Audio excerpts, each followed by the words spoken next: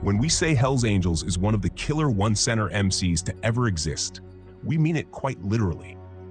The criminal record of Hell's Angels is long, and as we have told you multiple times, their gruesome activities like shooting, abuse, drug trafficking, violence, etc. stays off the record. As their former president Sonny Barger once said, the club pretends that they are not responsible for any individual's activity. They even have some laws to protect their members if they commit crime, like never discussing their criminal activities in club meetings so that they always stay off the record. Hell's Angels' strong code of brotherhood has made almost every member commit crime just for the sake of having the back of another brother. But there exists one who was straight away a psychopath, taking pleasure in killing, dismemberment, arson, and many more. Today, I'm going to tell you about the most dangerous Hell's Angel that ever existed, Yves Trudeau. Yves Trudeau, also known as Apache and the Mad Bomber, was a Canadian outlaw biker, gangster, and contract killer.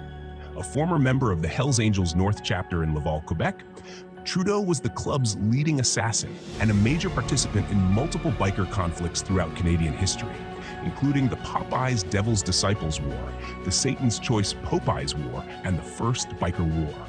Frustrated by cocaine addiction and his suspicion that his fellow gang members wanted him dead, he became a crown witness after the Lennoxville massacre. In exchange, he received a lenient sentence, life in prison but eligible for parole after 7 years, for the killing of 43 people from September 1973 to July 1985. Trudeau joined the Popeye Moto Club in 1968.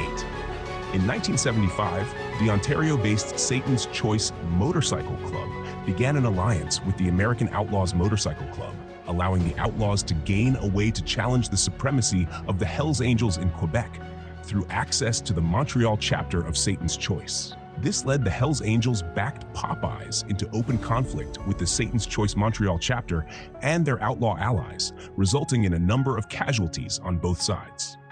The Popeyes had targeted the Devil's Disciples biker gang, who were allies of Satan's Choice.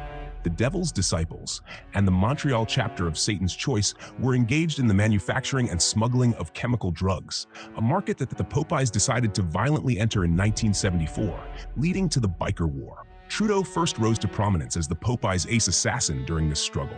By January 1976, the Devil's Disciples gang had voted to disband themselves after 15 of their members had been murdered since 1974. Thereby giving the Popeye Club control of the area around St. Henry Square.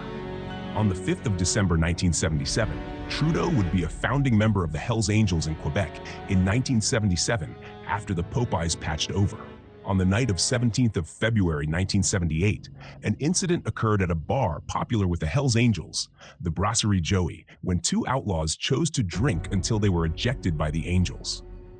When the two outlaws stood outside cursing the Angels, a green car came down the street out of the snowfall and briefly stopped while the driver opened fire. Trudeau was the driver and shooter who killed Cote and wounded the other. The incident sparked a biker war between the Hells Angels and the Outlaws that was to last until 1984. Trudeau testified in 1985 that West End gang chieftain Frank Dooney, Ryan's successor, Alan the Weasel Ross, had offered to pay him $200,000 to eliminate Ryan's killers, and he had been paid $25,000 in advance. When Trudeau tried to collect the rest of the $200,000 after killing April and Lelièvre, Ross told him he should go collect the money from the Halifax and Sorel chapters of the Hells Angels who owed the West End gang drug debts, saying he would forgive those debts if those chapters paid the money to Trudeau instead. The president of the Hells Angels Halifax chapter, David Wolfe Carroll, paid Trudeau $98,000. Carroll later learned that the Laval chapter was actually entitled to 1/4 of the money, and that Trudeau had used the extra money to support his cocaine addiction. As the Halifax chapter was much poorer than the Laval chapter, Trudeau's behavior was considered to be especially crass. Trudeau's stealing from the Halifax chapter led directly to the Lennoxville massacre of March 1985. Trudeau's stealing from the Halifax chapter only added to the resentment many Hells Angels already felt towards members of the North chapter. Other Hells Angels felt that the North chapter bikers were too wild and uncontrollable. They often used drugs they were supposed to sell and were suspected of cheating other chapters out of drug profits. A decision was made by Lessard to liquidate the North chapter in what would be known in biker history as the Lennoxville Massacre.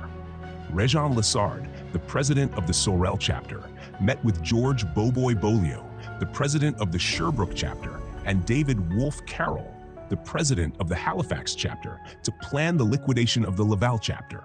A meeting was set up at the Sherbrooke chapter's clubhouse in Lennoxville on the 24th of March 1985. At that gathering, 5 members of the North chapter were shot to death, wrapped in sleeping bags, and dumped in the St. Lawrence River. The others were allowed to live and were absorbed into the Montreal South chapter. Trudeau was supposed to be at that meeting, but had enrolled in a detoxification program the week before. He later said he wanted to clean himself up because he knew what happened to members who were always high. News of the North chapter slaughter soon reached Trudeau at the detox center in Oka, and Trudeau received a visit from a Montreal chapter representative, Normand Hamel. Trudeau was told that he was out of the club and would have to have his club tattoos removed. After his release from the detox center, Trudeau discovered that the Hells Angels had taken his motorcycle and $46,000 in cash that belonged to him from the North chapter clubhouse. They said they would return the bike if he killed 2 people for the gang. Trudeau succeeded in killing one of the targets. Jean-Marc Deninger was killed in May 1985 and stuffed in his car. Satisfied, the Hells Angels gave Trudeau his motorcycle back. Trudeau knew he was living on borrowed time, however. The Hells Angels had taken out a $50,000 contract on his head, and he decided to become a police informant and government witness. Trudeau admitted to killing 43 people from September 1970 to July 1985. Jean-Marie Viel was his first known victim. Viel was shot to death in Trois-Rivières after he stole a motorcycle from the Papes. On the 19th February 1973, Trudeau shot down a man named Robert Cote with a machine gun as he stood outside of the Brasserie Joey, loudly cursing and swearing at the Hells Angels inside of the Brasserie Joey. On the 21st March 1978, Trudeau assassinated Gilles Cadoret, the president of the Montreal chapter of the Outlaws, with a bomb he planted in his car. 10th November 1978, Trudeau assassinated Powers, an outlaw leader, by knocking on his door and shooting him in the head 9 times when he answered.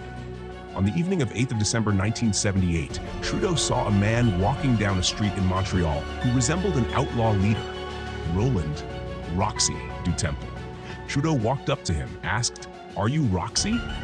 And when the man did not answer, pulled out his handgun and shot him in the head. On the next day, Trudeau learned from reading the newspapers that the man he killed was Wachold, who just happened to look like du Temple, and did not answer his question because he spoke no French. Wachold had no involvement with organized crime.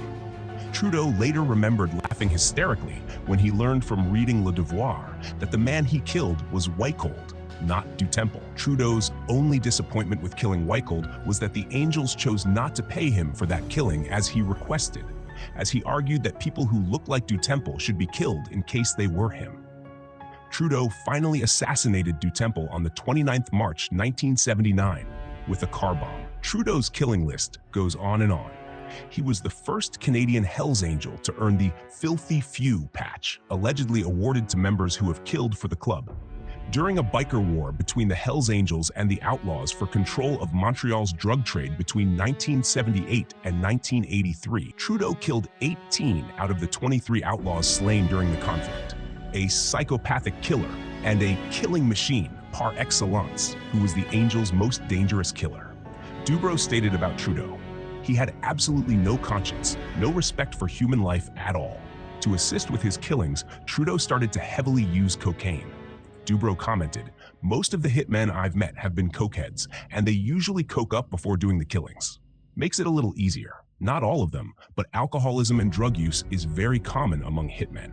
Trudeau was granted parole in 1994 and given the new identity of Denis Cote. He was arrested in March 2004 for sexually assaulting a young boy and received 4 more years imprisonment. In 2007, Trudeau learned he had cancer and was transferred from Archambault Penitentiary to a medical center, where he died in 2008. He is considered as one of Canada's most notorious and prolific serial killers.